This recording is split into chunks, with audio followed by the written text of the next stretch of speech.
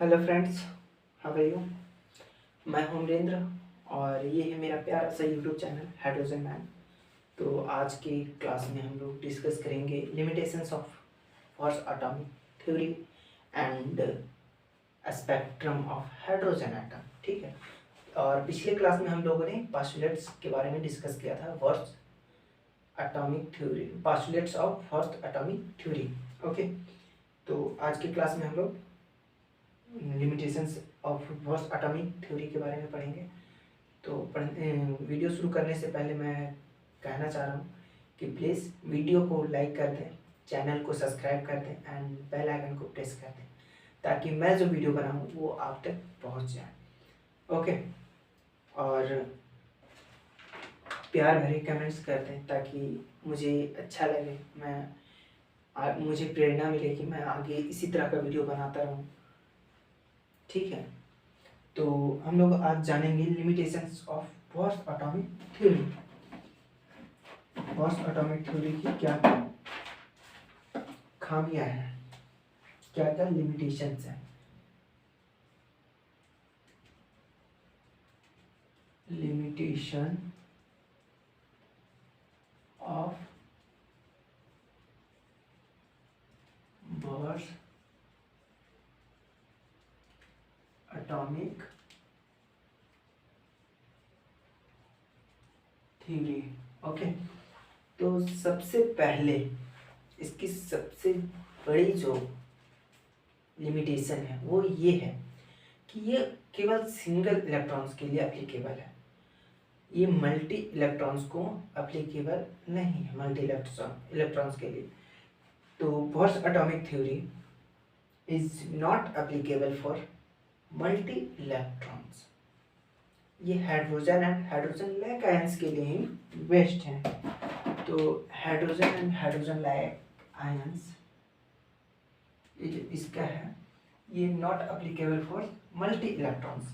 आई mean ये only applicable for hydrogen जिसका configuration 1s1 होता है, हीलियम प्लस जिसका भी कॉन्फ़िगरेशन 1s1 होता है एंड लिथियम 2 प्लस इसका भी कॉन्फ़िगरेशन 1s1 होता है। आई मीन तीनों का जो है containing single electron, containing single electron. तो ये जो है वो केवल सिंगल इलेक्ट्रॉन्स के लिए ही एप्लीकेबल है, मल्टी इलेक्ट्रॉन्स के लिए एप्लीकेबल नहीं है। ठीक है। दूसरा जो है ये लाइन स्पेक्ट्रा को इलेक्ट्रिक फील्ड में के प्रेजेंस में या फिर कह सकते हैं स्टार्क इफेक्ट में नहीं प्रेजेंस करता है, एक्सप्लेन नहीं करता है। तो it does not explain about the line spectra in the presence of electric field या स्टार्क इफेक्ट। तो लाइन स्पेक्ट्रा को ये एक्सप्लेन नहीं कर पाता है। अगला जो लिमिटेशंस है इसकी थर्ड लिमिटेशंस, वो सेकंड था, ये थर्ड। ये जीमैन इफेक्ट को भी एक्सप्लेन नहीं कर, जीमैन इफेक्ट के प्रेजेंस में ये लाइन स्पेक्ट्रा को भी प्रेजेंस नहीं कर पाता है। दैट मीन्स ये मैग्नेटिक फील्ड की वजह से मैग्नेटिक फील्ड को ही जीमैन इफेक्ट करते हैं। तो मैग्नेटिक फील्ड के प्रेजेंस में लाइन स्पेक्ट्रा को ये एक्सप्लेन नहीं कर पाता है। ओके। एंड अगला जो है ये कहता है कि एंगुलर मोमेंटम को कैलकुलेटेड किया जा सकता है एंड ये M V R equals to N H by 2 pi, जहाँ पे एम मास हो गया, V frequency, R radius, N number of orbit, H Planck's constant and 2 pi तो पता है, टू जो है वो नेचुरल नंबर है एंड पाई जो है वो आपका पाई का वैल्यू 22/7 होता है या फिर 3.14 समथिंग। ओके। तो इस इक्वेशन के माध्यम से फर्स्ट एटॉमिक थ्योरी कहता है कि हम लोग कैलकुलेट कर सकते हैं एंगुलर मोमेंटम को, लेकिन हाइजेनबर्ग अनसर्टेनिटी प्रिंसिपल के अनुसार वो कहते हैं कि हम लोग एंगुलर मोमेंटम एंड वेलोसिटी को इंस्टेंट टाइम में कैलकुलेट नहीं कर सकते, ये इम्पॉसिबल है। ठीक है, तो ये हमारी लिमिटेशंस थी। अब हम लोग जानेंगे spectrum of hydrogen atom. Okay, तो हम लोग डिस्कस करते हैं स्पेक्ट्रम ऑफ हाइड्रोजन एटम के बारे में कि स्पेक्ट्रम ऑफ हाइड्रोजन एटम क्या होता है। ओके, तो शुरू करते हैं।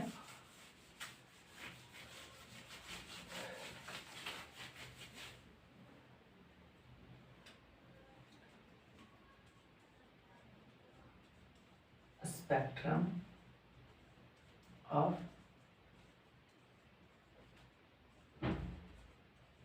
Hydrogen atom. तो क्या होता है स्पेक्ट्रम ऑफ हाइड्रोजन एटम, तो इसे हम लोग जानेंगे। तो सबसे पहले हाइड्रोजन एटम के बारे में तो हम लोग जान लिए, तो स्पेक्ट्रम के बारे में जानते हैं। ठीक है, तो जब भी कोई इंसिडेंट लाइट किसी मेटालिक सिस्टम पे पड़ता है, तो जो इलेक्ट्रॉन्स होते हैं वो एनर्जी गेन करते हैं, और वो एनर्जी गेन करके ग्राउंड स्टेट से एक्साइटेड स्टेट पे चले जाते हैं। और जब वो ग्राउंड स्टेट से एक्साइटेड स्टेट पे एनर्जी गेन करके जाते हैं, ठीक है, तो वो ज़्यादा देर तक एक्साइटेड स्टेट पे नहीं रहते, क्योंकि जब उनकी एनर्जी रिलीज हो जाती है, ठीक है, तो वो वापस से ग्राउंड स्टेट पे ही आ जाते हैं। ठीक है, तो उसी के बारे में हम लोग डिस्कस करेंगे। ठीक है, तो कहने का मतलब ये है कि जब कोई इंसिडेंट लाइट किसी मेटालिक सिस्टम पे पड़ता है, तो इलेक्ट्रॉन्स जो होते हैं वो एनर्जी गेन करके एक्साइटेड स्टेट पे चले जाते हैं। तो जो एनर्जी गेन करते हैं वो फोटोन एनर्जी होता है। ठीक है, एनर्जी फोटोन एनर्जी के रूप में गेन करते हैं और वो एक्साइटेड स्टेट पे चले जाते हैं। और जब वो एक्साइटेड स्टेट पे जाते हैं तो वो ज़्यादा देर तक इलेक्ट्रॉन जो है वो एग्जिस्ट नहीं करते हैं और वो वापस से ग्राउंड स्टेट में चले आते हैं। तो ये जब एनर्जी को रिलीज करते हैं तो वो ग्राउंड स्टेट में चले आते हैं। ठीक है, तो जिस lower energy state, now there spectra is to be observe by an instrument, मतलब जिस इंस्ट्रूमेंट से हम लोग लोअर एनर्जी को ऑब्जर्व करते हैं, देखते हैं, उसे हम लोग कहते हैं स्पेक्ट्रोफोटोमीटर। ठीक है, तो हम लोग इसे एक फिगर के माध्यम से समझेंगे। ये कोई मेटालिक सिस्टम है, ठीक है, ये कोई मेटालिक सिस्टम है जिसमें इलेक्ट्रॉन्स प्रेजेंट होते हैं, ठीक है। ओके, तो इस पे कोई इंसिडेंट लाइट जो है, इंसिडेंट लाइट आके इस पे पड़ रहा है, तो जो इलेक्ट्रॉन्स हैं वो एनर्जी गेन करेंगे और एनर्जी गेन करने के बाद वो ग्राउंड स्टेट से एक्साइटेड स्टेट पे चले जाएंगे। और जो इसे हम लोग जिस इंस्ट्रूमेंट की मदद से देखते हैं, जिस मशीन की मदद से देखते हैं, उसे हम लोग कहते हैं स्पेक्ट्रोफोटोमीटर। ठीक है, तो इस मशीन से हम लोग देखते हैं, इसे हम लोग कहते हैं स्पेक्ट्रोफोटोमीटर।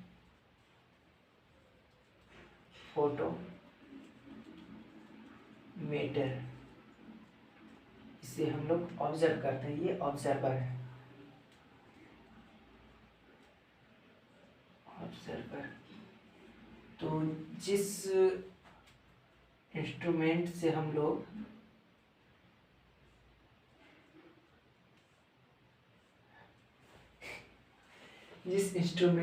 इसे देखते हैं, उसे हम लोग स्पेक्ट्रोफोटोमीटर कहते हैं। ठीक है, और स्पेक्ट्रम कुछ इस तरह से होता है। जब इस पे लाइट इस तरह से पड़ती है, सॉरी, झुका दिया। इस पे कोई इंसिडेंट लाइट पड़ती है, आई मीन वाइट लाइट, तो ये कुछ इस तरह से निकलते हैं।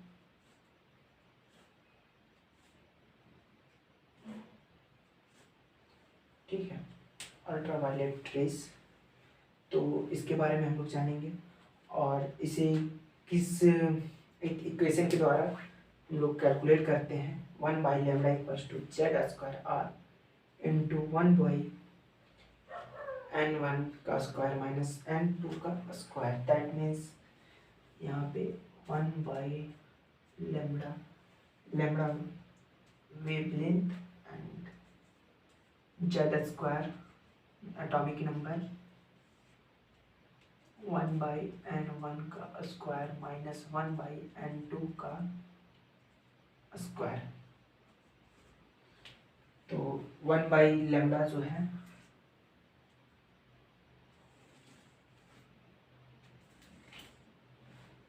1/λ वेवलेंथ, दैट मीन्स ऐसे lambda wavelength, Z atomic number, R Rydberg constant जिसका वैल्यू होता है 1.9 इंटू 10⁻7 पर मोल। ओके, एंड n1 का स्क्वायर जो है, n1 जो है वो लोअर एनर्जी स्टेट है एंड n2 जो है वो हायर एनर्जी स्टेट है। ठीक है, और हम लोग जानते हैं c = v into lambda. I mean c जो हो गया speed of light and lambda wavelength और भी फ्रीक्वेंसी। तो हम लोग जानते हैं कि c = v इंटू लैम्बडा होता है। ठीक है, एंड v mod = 1/λ। तो 1/λ की जगह पे हम लोग v mod को भी रख सकते हैं। ठीक है, तब हम लोग अब सीरीज के बारे में जानेंगे कि जब कोई electron any higher energy to first ground state पे या फिर फर्स्ट एक्साइटेड स्टेट पे आता है तो उसे हम लोग कहते हैं लाइमन सीरीज। एक मिनट,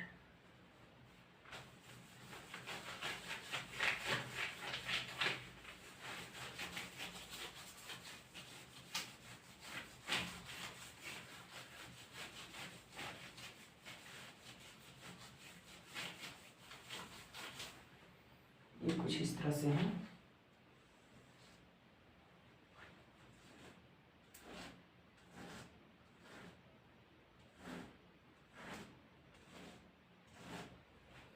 तो होता यूँ है कि जब कोई energy any higher energy to first excited state, तो यहाँ पे हम लोग का लाइमन सीरीज बनता है। ठीक है, ये हो गया लाइमन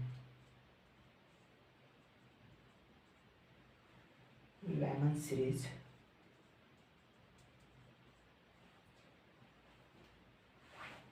ये कहीं से भी आके फर्स्ट एक्साइटेड स्टेट पे रुकेगा।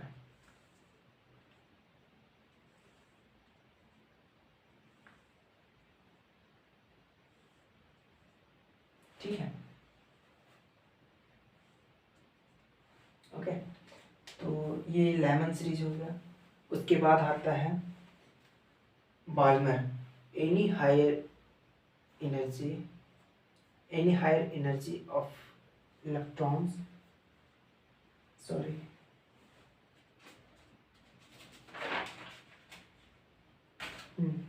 जब कोई इलेक्ट्रॉन्स एनी हायर एनर्जी से सेकेंड एनर्जी लेवल पे आता है, I mean second excited state पे, तो हम लोग उसे कहते हैं बाल्मर। ये हो गया फर्स्ट के लिए। एक मिनट, मैं यहाँ पे एक टेबल बना देता हूँ, ये बस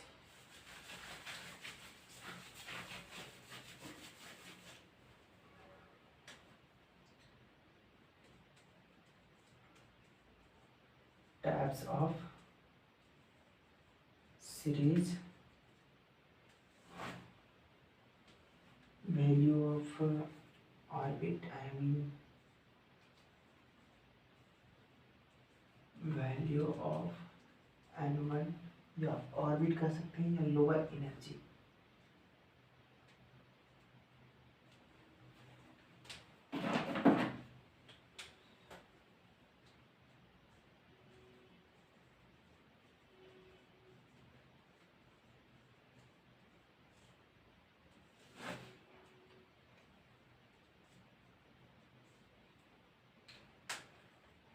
उसके बाद value of n2,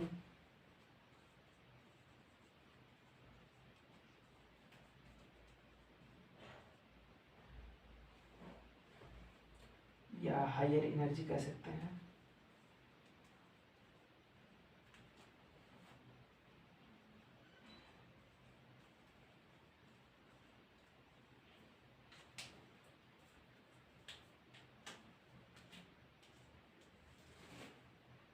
and spectrum reason,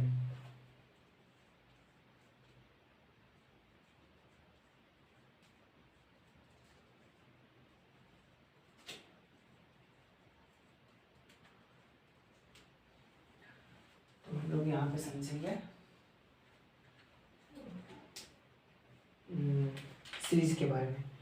तो जब कोई इलेक्ट्रॉन्स हायर एनर्जी से फर्स्ट एनर्जी लेवल पे आता है, लोअर एनर्जी पे आता है, तो वो n1 इक्वल्स टू 1 होगा और n2 इक्वल्स टू यहाँ पे 2 3 कॉमा इन्फिनिटी। मतलब कहने का मतलब ये है कि ये जो इलेक्ट्रॉन्स है वो हायर एनर्जी से आके सेकेंड एनर्जी पे रुक रहा है, ठीक है। तो वो होगा हम लोगों का लेमन सीरीज, लेमन सीरीज। और इसकी जो विजन होगा वो अल्ट्रा वायलेट होगा, अल्ट्रा वायलेट रेज UR, ठीक है। उसके बाद जो any higher energy, I mean किसी भी हायर एनर्जी से सेकेंड एनर्जी लेवल पे आएगा, आई मीन यहाँ पे 3 4 डॉट इन्फिनिटी से आके सेकेंड एनर्जी लेवल पे या लोअर एनर्जी जो है वो सेकेंड स्टेट पे आके रुकेगा, तो उसे हम लोग बाल्मर सीरीज कहते हैं। ये हो जाएगा बाल्मर सीरीज। और इसका जो स्पेक्ट्रम रीजन हो जाएगा वो हो जाएगा विजिबल, विजिबल, ठीक है।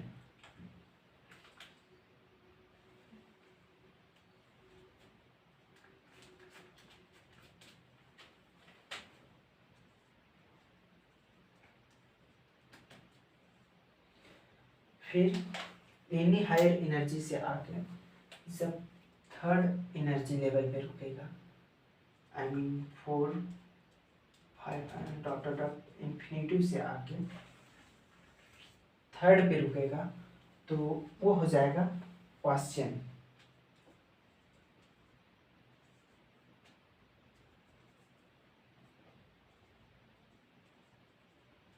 क्वेश्चन सीरीज, ठीक है। और इसकी जो रीजन हो जाएगी वो हो जाएगी इंफ्रारेड,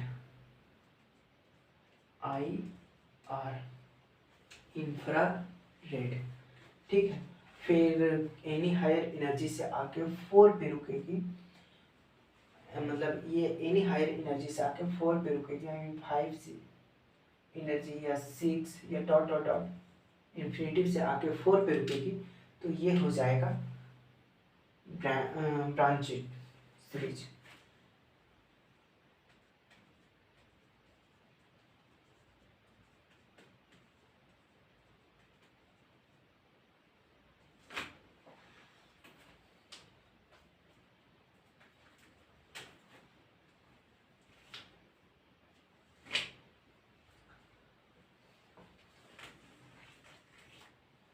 और ये भी इंफ्रारेड हो जाएगा, ठीक है। और जब एनी हायर एनर्जी से आके 5 पे रुकेगा, ठीक है। तो ये किसी भी आई मीन 6, 7